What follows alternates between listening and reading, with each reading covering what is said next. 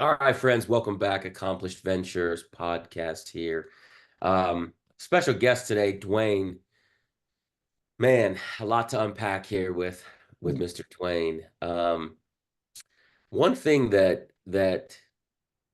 I want to start with, Duane, is as you're talking here, we could have 700,000 people who know about your story, right? They've been behind bars staring at this.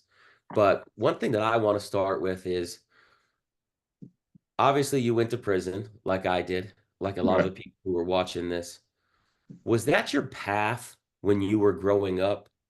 Did you kind of come from this idea of the streets where you said, I'm either going to be dead or in prison? What was your upbringing like that got you locked up for those 11 years? Hmm. Well, I mean, I guess like most people, I would assume like most people in prison, or I'm not even gonna say now. I would have said in urban areas, but I'm not even gonna say in urban areas now because it's so many people having problems and getting in trouble in other places. So I think that the answer to the question is yes, and I think that not having a father around. My mother was an alcoholic. The state took me from my mother, and I had to go live with my grandmother because I was physically abused by my mother's boyfriend. And I think that basically at a certain point when I turned 13, I think that all the problems, not having my father there, my mother being an alcoholic and not living with her, I think those things like bothered me and they pushed me toward the streets. I was looking for acceptance. So I started hanging with the wrong crowd because I felt accepted by that crowd. So, I'm from Detroit. And so at that time, even I'm old as dust. So even like in 1983, around 83, 84 in Detroit, one of they had a drug organization called Young Boys Incorporated, and it was named that because they used young guys to sell drugs. So the culture in my city in 83, 84 was that when you was young to sell drugs and to make money and to dress a certain way. And so I got caught up in that. I don't know the allure of that. I mean, I wanted to be that. Plus, I wanted the money. So I think that my family situation really and the pain and not knowing how to deal with that pain pushed me further and further into the streets. Man, I think you hit it on the head, a lot of things there. Let's unpack two of them. The first one is acceptance. You talked about 13, a lot of studies will show the formative years of a boy's childhood, starts at age 12, right? Hmm. And so let's pretend you're talking to a few thousand of these 13-year-olds sitting right now, sitting in juvie for some dumb stuff. How do you speak to them, Duane, to say, I understand what you went through and I understand that you're feeling acceptance, but this is not the way. That's Yeah, tough. Only a guy like you can say that. I can't. right. I think that what I would tell them is that I understand not only the need for acceptance, but the pain and the hurt and feeling like people don't understand you. But I think the one thing, and maybe I would hope that they would listen to me because I know when you're young, you don't listen to anybody. So maybe this would be like me listening to somebody when I was 13 and letting it go in one ear and out the other. But I hope they wouldn't do that because I think that the main thing to know is that the things that you do now will affect your life later. So when I was 13 or 14, the decisions that I made when I was 13 or 14 put me on a path to the things that I was doing when I was 20, 21. The things that I was doing when I was 20 or 21 put me on a path to the things I was doing when I was 34 or 35. So even though you're young, you got to understand that you have a future. You have a whole life ahead of you. And what you want that life to be, you can make it. And you have to determine that now. It's not easy. It's gonna be hard, but you have to remember that when you're young, you think that okay, I'm 13, I'll be 14, and you just live by day. You don't think about the future. And I think that the main thing is that to remember that it's a future, and you can make even though today might be bad, you can make your future what you want it to be. You just got to work for it and make good decisions because bad decisions put you in bad places. It's good stuff, man. I appreciate that.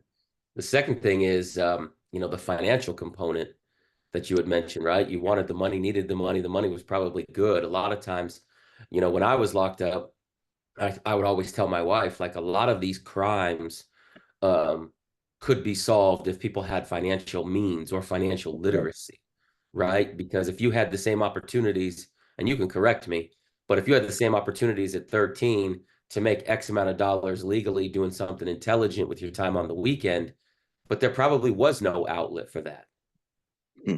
Right. They're exactly right. There wasn't. And like I remember the first time, this was stupid, but I remember the first time I was leaving to go to school, and I told my grandmother, I don't need no lunch money today. And she went crazy because she was trying to figure out why I had money. But I think the best example I can give of that is my life is a little bit kind of weird too, because I had an uncle who owned three Ford dealerships.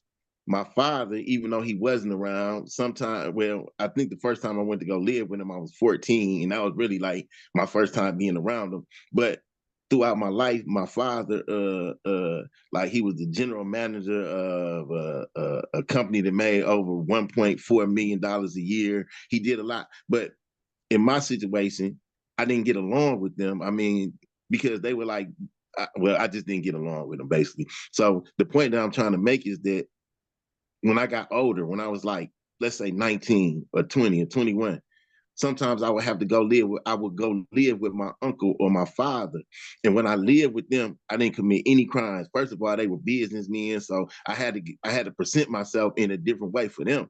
But I always like either with my uncle, I would be bored because now you got me in this little town. I got a good job and I like it, but I'm so used to being in the streets. I want to go back to Detroit. And so I would get bored or I would do something dumb. Like he had three Ford dealerships. So I might take a car and drive without no license. He get mad and send me back. With my father, we just didn't get along. He was like he was a bad guy. So I would leave, I would end up leaving there. The point is that I would be with these people in these areas where, like, with affluent areas, but the next day I can be back in the worst neighborhood in Detroit because they sent me back.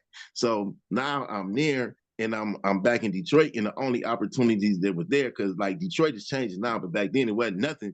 It was no jobs. If you wanted to make some money, you had to sell drugs. The whole point of this is that when I was in a different environment with my uncle and my father, I didn't commit crimes. I didn't think about crime. I lived a productive life. But when I came back where there was no opportunities at, then I sold drugs and was in dope houses and all of that. So I think that opportunity is like important. And even I think that what you really made me think about is when you're young, I never really put together work and money. So if I would have probably had a job when I was younger and realized that, oh, this is how you're supposed to make money, then that would have been like stuck in my head. You know what I'm saying? But I never really like put the two things together. So I would imagine having a job and opportunity when you're younger would connect in your mind and, oh, this is how you make money to survive. So Yes, I love that, man. The whole literacy component's a big deal. Huge deal for us. All right, so you're going back and forth from one family to the other family. You're going back from affluent to the bad neighborhood, the ghetto. You're going back and forth, back and forth. What's that pivotal moment in your life that leads us to having this conversation? well, I think I think that because when I was with my uncle or with my father, I never felt comfortable. I always feel like I was acting. I always feel Interesting. like I always feel like the real me was the guy who was in the drug houses and running the streets in Detroit. So I think that when I accepted that fact, when I accepted the fact that hey, this is what my life is, this is what it's gonna be, I didn't have any real ambition to do anything else other than rap and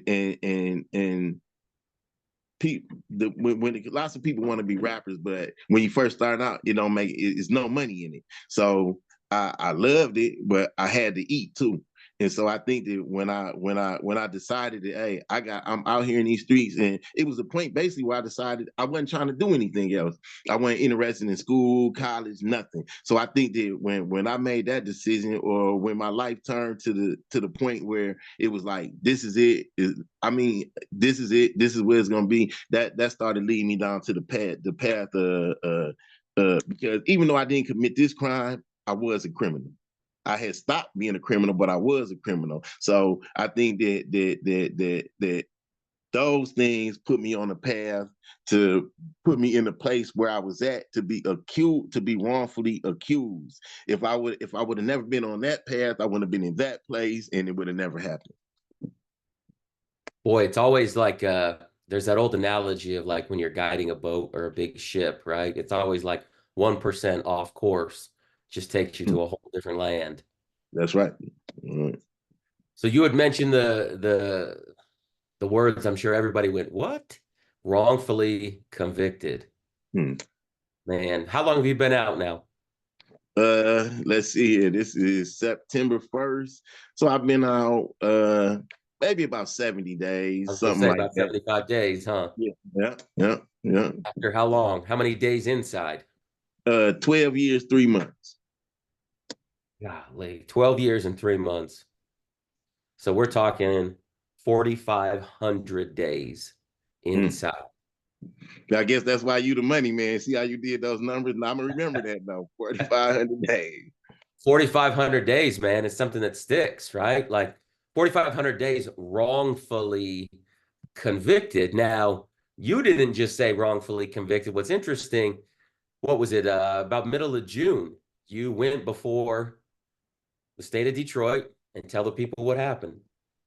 On June 18th, I went to before a judge and got my convictions vacated. I think the most interesting thing about that was my lawyer was telling me that I wasn't going to be released. Well, I was leaving prison because my convictions were being vacated, but they didn't think that I was going to get a bond. The prosecutor hadn't made it. Was saying that they wasn't going to respond to the bond motion, and my lawyer basically told me that, well, if they don't respond to the bond motion, what's most likely going to happen is the judge is going to set another date for the hearing because he's going to want to hear something from the prosecutor. So once the hearing started, first of all, I knew the convictions was going to be vacated, but to actually sit there and hear it and hear the judge say it and watch his reaction when somebody from the conviction, Valerie Newman, let me say her name, from the Wayne County Conviction Integrity Unit, when she started talking to the judge, to see his reaction to the things that went wrong in my case, it was just like, I don't know. I guess I don't know how to explain it really. But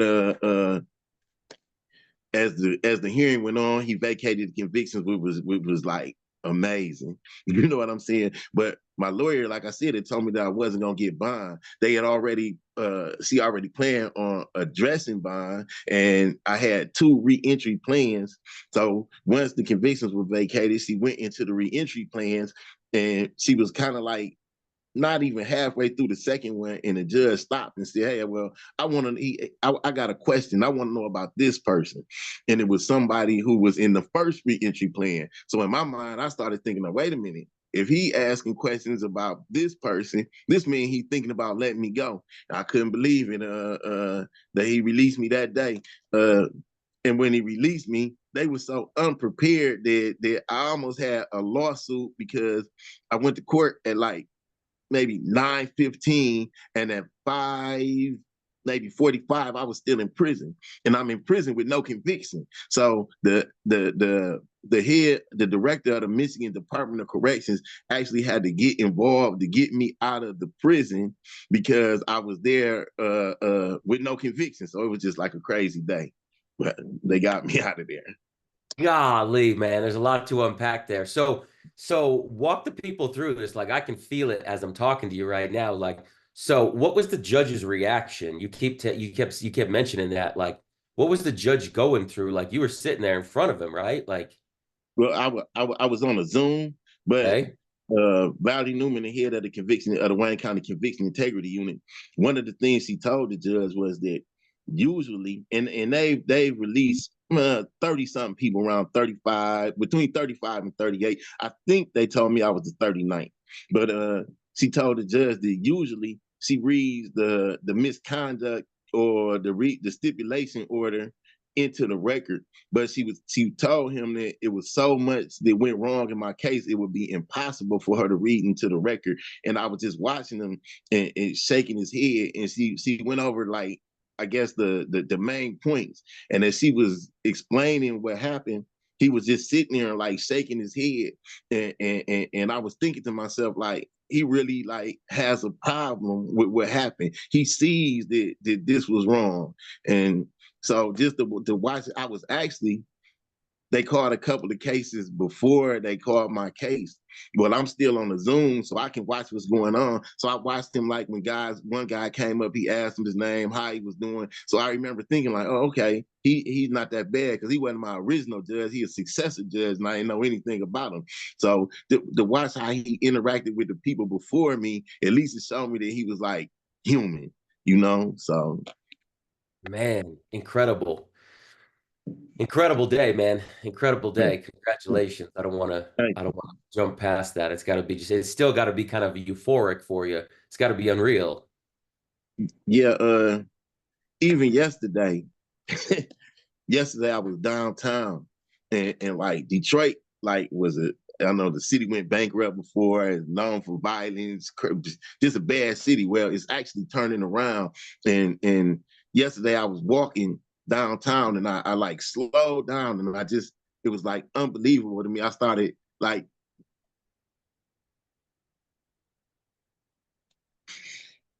I'm a I'm downtown almost every day. And Yeah. so to be walking down here yesterday, in to stop and just look at the buildings that I've been seeing for like the last 2 weeks. But I don't know what it was in that moment. I just like stopped and looked at them, and like, it's almost like I was talking to somebody on the phone. What she how she described it is,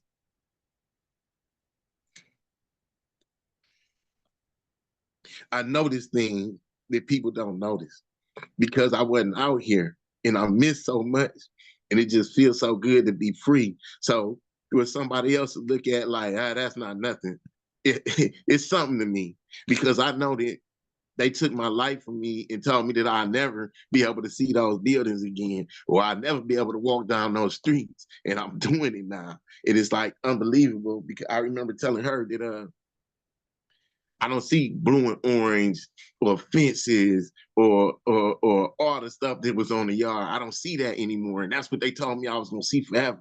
And I don't no more. So it just like hit me at like weird times. Why I'm just walking down the street. What, I don't know what clicked in my mind to say, whoa, wait a minute. Look at this. Just stop for a minute and slow down and look. So it's still like, I don't understand it. Why it happens to me at certain times like that, but it's still like unreal. So Man, it's beautiful. I get it. I get it. And I only did, I did a fraction, a tenth of the time that you did. And so it's interesting now that I've been out for so long, um, people will come and so I don't, one thing about me, I don't drink coffee. I'm like naturally kind of sort of wired, my wife would tell you. And so, people always kind of make that joke, like, what's this guy on? What's this guy drank today? And I have this conversation with them in my head because I can't say it out loud the way that you did. It's like I can't even explain to you the reason why all the problems out here are no big deal. right, right. I talked to Like, a guy. I talked to a guy who he been exonerated. I think he been out like uh maybe 4 or 5 years now, and he was telling me that he still experiences it. But the one thing he said that I like, he said he don't want to stop experiencing it either. He wants to keep feeling that feeling of this is amazing.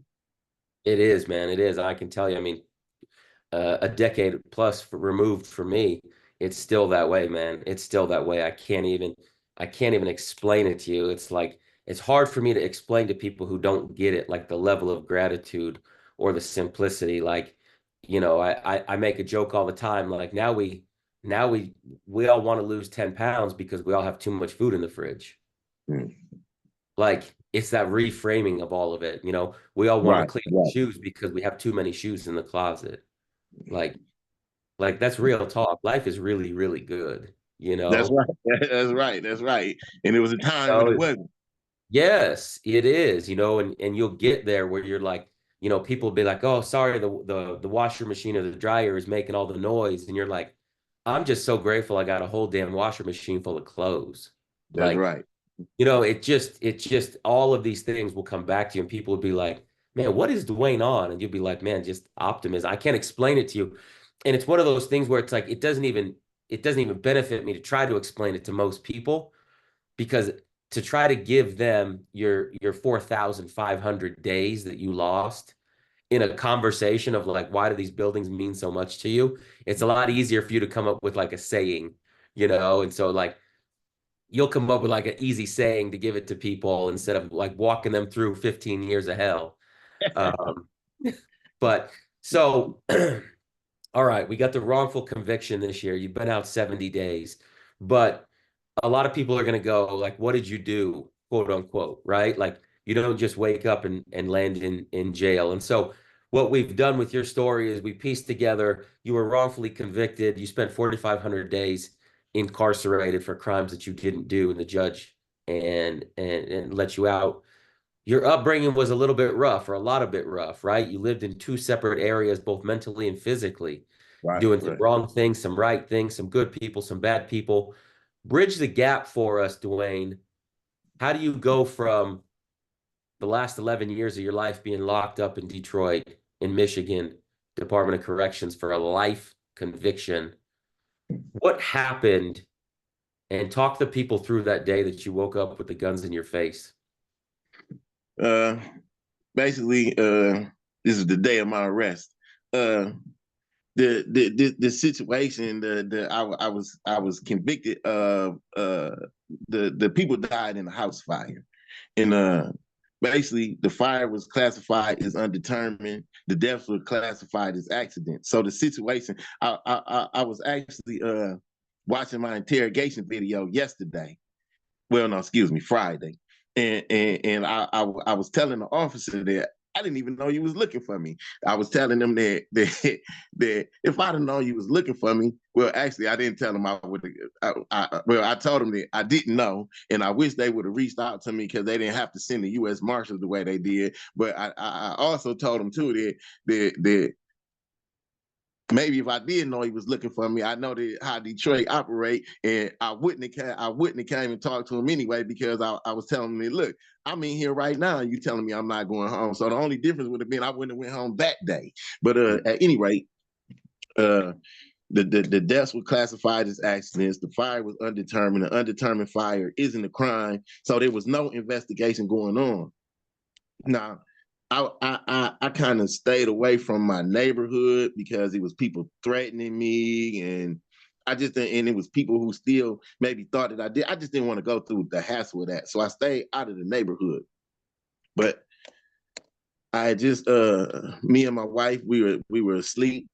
We had kind of been up the night before, and I woke up and like I woke up and I wanted a cigarette. And so I got a cigarette and I'm walking around and I'm looking for a lighter. And for some reason, I can't find a lighter. So after looking maybe about, man, I don't know, maybe about 15 minutes, I said, okay, well, I ain't gonna smoke a cigarette. I can't smoke. When I laid back down. When I laid back down, I didn't hear any like commotion, but maybe about 10 minutes later, I heard somebody calling my name. And I could tell it was like a Caucasian person, you know what I'm saying? And after a while, I just sometimes who else who could be possibly be in this house calling my name. So immediately I know, okay, this is the police. Now I ain't gonna lie, I kinda a little bit was selling drugs a little bit. And you know, Yep. I'm gonna tell you something. I'm gonna tell you something that I never said in any other interviews. Actually, what happened was the day before the the guy who I eventually find out lied on me to the police about the situation, about the case that I was wrongfully convicted on. I was talking to him the day before, and we were having a conversation about drugs. And we got off the phone, and as soon as I hung up, my phone rang, and it was a number I didn't know. Yeah, I mean, as soon as I hung up, so I answered, and it was him. And he was telling me, he told me to call that number from a different phone, which is weird to me because I was just talking to you on my phone, and now you calling me from a different phone, saying get another phone and call this. So I'm like, so I tell my wife, I'm like, I don't know what this guy is on. So I take her phone, put it on speakerphone, and call him back. And he basically was telling me that he told me the first thing he said was, wherever you are and whoever you with, leave right now. But I'm with my wife. You know what I'm saying? So I don't have no idea what he talking about. And he won't really tell me. He keeps saying that. And he said something about the police and when he was in jail. And I'm trying to figure out what he's talking about. Now, remember, we just had a conversation about drugs. But, well, I guess none of this matters now. I was going out of state. A lot of times, guys from Detroit, we go to other cities, other states because we make more money. So the reason I was in Detroit at that time because I was out of state, ran out of drugs, came back to get more. So I don't have any drugs. So when he telling me this, he won't tell me what he talking about. And the last thing he says is when I'm trying to ask him like, what you mean leave and whatever you saying about the police. So he basically tells me just leave and hang us up. So in my mind, I'm thinking about this conversation now, and I'm thinking the police are coming in my house for like something dealing with drugs, but I don't have any drugs. So and when they arrest me, like I said, my main concern was I saw that with so many of them in a confined space, I could tell my wife was scared. So I tried to grabbed the cigarette again, couldn't find the lighter, but I wanted to get out the house. So I made sure that they got me away from her because I could tell she was panicking with the guns. So they won't tell me what they arrested me for. So I have no idea. Then when I get outside and I see all the cars and all the types of cars is pickup trucks and Chrysler 300s and all kind of stuff. And I'm looking at what they wearing and I'm like, man, this not like a regular raid. You know what I'm saying? I'm seeing it. This is like, I knew it was like the marshals, a task force, because there's so many different, they from so many different agencies. Anyway, so when they take me down to, when they finally get me down to the second precinct and the detective starts talking to me, that's when I find out that it's about the fire. And the situation, like it's like really crazy too. Like I said, because the last Friday and Thursday, I've been watching my interrogation DVD, so Wow. it's like really fresh. Yeah, it's really fresh in my mind now.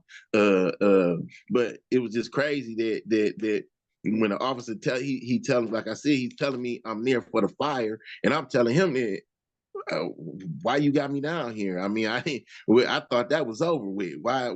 I don't understand this. So it was a to find out what I was down there for, and then to know that if this is what you got me down here for, then you a homicide detective, and I'm looking at a double murder and an arson case. So it was crazy.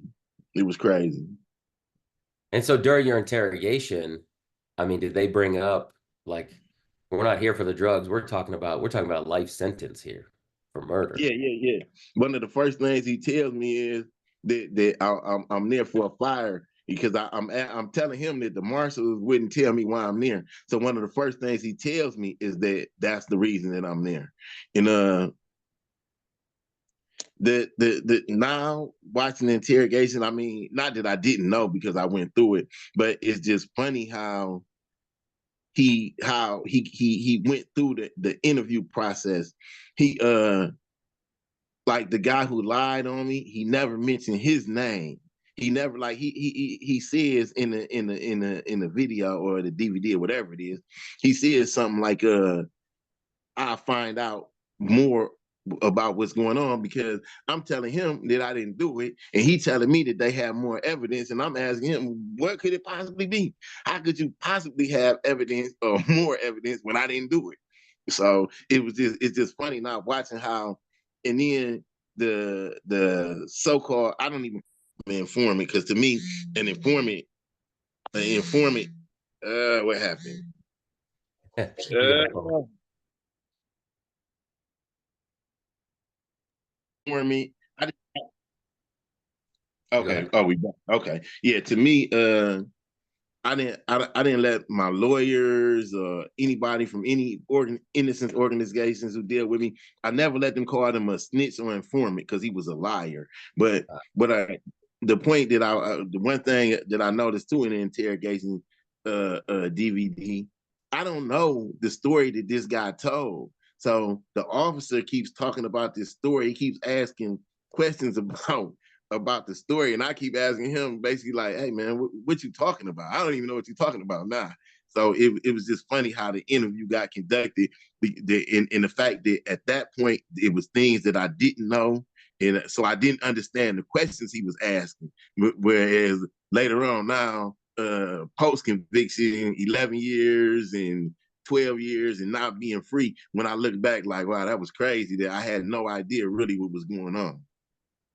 Man, and so you kind of walk yourself through that as like the general public, like, so how do you go from, I mean, obviously you and your wife know that you didn't start this fire, right? And Right. so what are the steps of like, okay, well, I mean, now they arrested me, they read me my rights, like now I got to get a lawyer, now I got to defend myself, now we're going to go to trial. Now like that's an exhausting process. Yeah, it was, and especially when the the public defender who was appointed to me, uh I had an aunt who was going to help me get a lawyer, and she kept telling me that, well, every time I go to I meet with somebody and they ask me who you got, and I tell them this guy, that they say that you should keep him. So I end up keeping him, and of course because he was appointed, he couldn't take any money, which maybe would have made him do a better job. But at any rate, uh, going through the process, finally getting discovery. And then when I get to discovery, I see names like the guy who lied on me. I knew his street name, not his real name. So I'm looking at my discovery, and I'm seeing that somebody's saying that we had a conversation, and I allegedly confessed to him. And I'm trying to figure out who the hell is this. And the story that reading the statement, and I'm like, none of this ever even happened. And so then to get to the prelim and to see him walk in and to see who it is, then I got to listen to him get up on the stand, tell this story that never happened. Then I get bound over, and basically just what. Let me see. I want to be careful what I'm gonna say here, because I got to go back to court. But I guess I say this.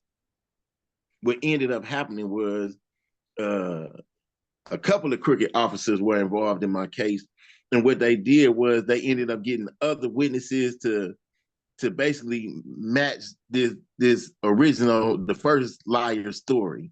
So now And they once were I'm in trial, financially compensated, right? yeah, he was. Come to find out later on that he got $5,000, Yep. and nobody knew that.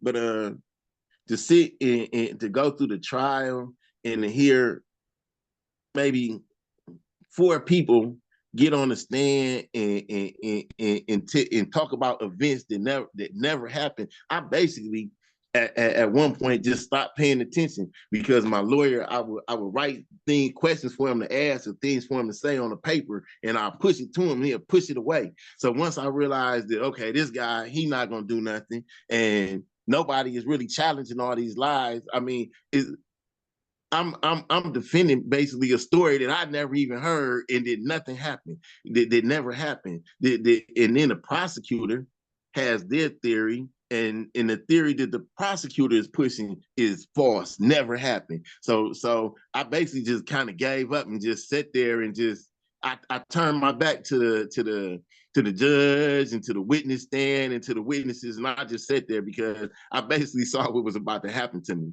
So That was I guess the point that I'm making, it was hard to hear people concoct stories and make up stories and to know that it was nothing I could do about it. And then when you finally went to trial, what was the sentence? Uh, well, in Michigan, I was charged with felony murder, so that's first degree murder. I was charged with 2 counts of felony murder. So first degree murder, first degree felony murder in Michigan carries natural life. Michigan has life and natural life. Life, probably after maybe between 15 and 25 years, you might see the parole board. Natural life, life without parole means that's it. You out of there basically. And one of the things that I always remember, I remember at my sentencing, uh, the prosecutor telling the judge, "Your Honor, and if you don't mind, would you tell the family, the victim's family, what natural life means?" And I'll never forget the judge saying, "Barring appeal, it means he'll die in prison." But I was sentenced to, I actually, some kind of weird way, both people died the same way at the same time, but I ended up getting convicted of natural life or first degree felony murder for one person. I ended up with a second degree murder charge for the other person, and then I was convicted of the arson. So, like I said, the first degree murder carried life without parole. The second degree murder, I was sentenced to 20 to 40 years, and for the arson, I got 10 to 20 years. Good gracious. What was that day like for you and your wife the day you got sentenced? Well, something weird was the day before I was thinking about it, and I knew, of course, I knew the first degree charge was natural life. So, but I said in my mind that I'm gonna get 20 to 40 for second degree and 10 to 20 for the arson. So when the judge sentenced me, and that's what I got, I wasn't shocked because some kind of way I already figured this out in my mind. But my main thing was that I didn't want my wife or anybody in my family. I didn't want them to. It was already hard enough, so I was really careful about how I didn't want to show any emotion.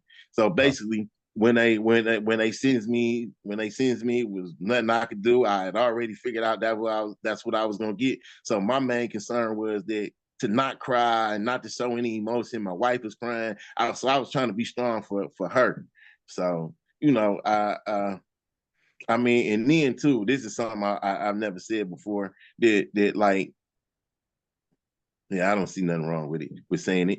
The I would look back and some of the people who lied on me in court, they was like making faces, and I remember being mad and telling the dep like, "Hey man, they back there making faces. They think this is a game." And these are people related to the victims who basically made up stories, and they knew they made up stories.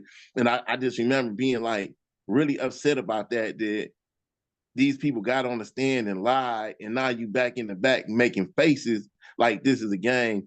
And I remember when I was so like disgusted with that I remember when it was they asked me if I had anything to say at my sentence, and the only thing I could say was that the people in the courtroom who lied and they know what they did, and that's all I really wanted to say.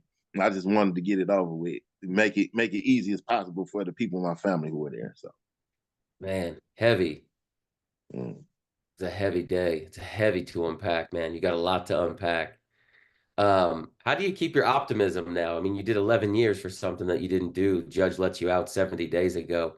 I know that we talked about, it's a beautiful thing to walk downtown and feel the sun on your skin and the food from the locals, but like, how do you keep your optimism? That's my first question. And then my last question is, what's next for Duane? uh, how I keep my optimism, I don't know. God, I Yeah. guess God.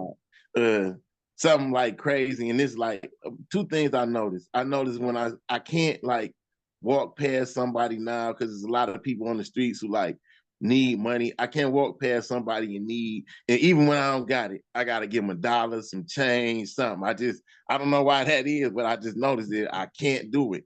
And this was like weird. Yesterday, I was downtown walking, and I walked past a police officer, and he spoke to me, and I stopped him and I talked to him and I told him, I said, you know what?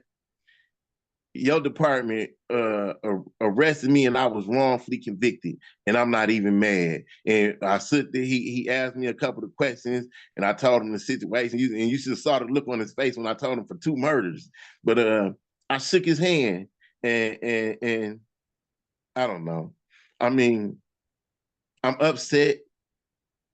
I'm upset that the system works in a way that something like what happened to me can happen, and it happens so much. But at the same time, God saved me, and I'm grateful for that. So, like when we talked about those, when we talked about those, the little moments when I got to stop and look at the buildings and all of that, Yeah. I I just appreciate those things so much, and I ain't got time to be mad. I'm I'm to some degree mad at the individuals who did it. Um, um, I'm upset that in these type of situations, there's not enough accountability, and that people don't push for accountability the way they should, and that they avoid it sometimes because of political reasons. But I just hope that in the end, integrity and honesty and justice like wins. So I don't got time to be mad. And I guess that'll take me into the answer to your next question. I don't have time to be mad, but what I do have plenty of time to do is fight to make it right. Even if who knows, maybe I'll never make a difference, but I gotta try. And so like now I'm working for a new innocence organization here in Michigan called Firefly Advocates. And I gotta say a little bit about them. The people who run it, Shia Baum and Doris Houchins, uh, they started from going to court and they was watching people who were going before the judge and people were getting locked up and people were telling the judge because they couldn't pay money and people were telling the judge, well, I don't have the money and I'm gonna lose my job. And basically they ended up paying. He said that he paid for over half of the people's uh he said he paid for over half of the people in court that day. He paid their fines. And then uh somebody else that they knew got in trouble and they got that person a lawyer and helped them in some kind of way. I have no idea how they met their first client. I can't remember now, but a newspaper article came out about them and helping him. And since then, like we get letters from all kind of people, and Firefly now is like full fledged in business. But the point that I'm making is this is a guy who uh is financially successful, never been in any trouble, but just cares about people. Doris Houchins, who also runs it with him the same way. They care about making the system right. And so this man takes his own money now, and if you write him and we believe you're innocent, he's gonna take his personal money and get you an attorney. And that's what they do. So I could never say enough about them because you don't find people like that. I know that part you understand. So when you come across people like you and him who still reach back and help when they don't have to, that's special because you don't have to and you do. And so I work for Firefly Advocates now, and gives me the opportunity to help people who I know and people who I don't know. I think I have like a unique, I guess, experience because I can understand. Somebody can write me a letter. I can look at a situation or in a case, and I can see things that maybe people don't see. And so that's what I'm doing now.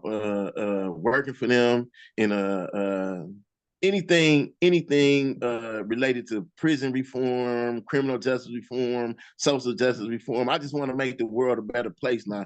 I feel like I got an opportunity again, and I don't want to squander it. I want to do something important. So, Man, I love that. I want to end on that high note. I'll leave you this sentence and I'll text it to you as well so you don't forget. Okay. You're perfectly positioned to help the person that you once were. That's right. That's Like right. I that's you like right. that. Yes. I That's like you that. right now. Like and it extends to all facets of your journey, right? Currently, you're helping people who are wrongfully convicted or wrongfully incarcerated, but so much of that trauma of being incarcerated goes back to all the childhood experiences that you and I spoke about, the adolescent trauma, the young male inadequacies that a lot of these folks are going to experience on the streets. So I think it's a beautiful thing, that butterfly effect coming around full circle. And so I applaud you for that. It would it would be amazing to continue to see and hear the lives that you're going to bless. I call them drops from heaven Hmm. because I'm always curious when I get back up there, like you just like it's like a drop in the ocean, but when you have a different perspective of like where did it go to? How did it ripple out? Right. Right. Right. I like that. I like that. And I just want to thank Kim Barty from the Wayne County Prosecutor's Office for doing the right thing. I want to thank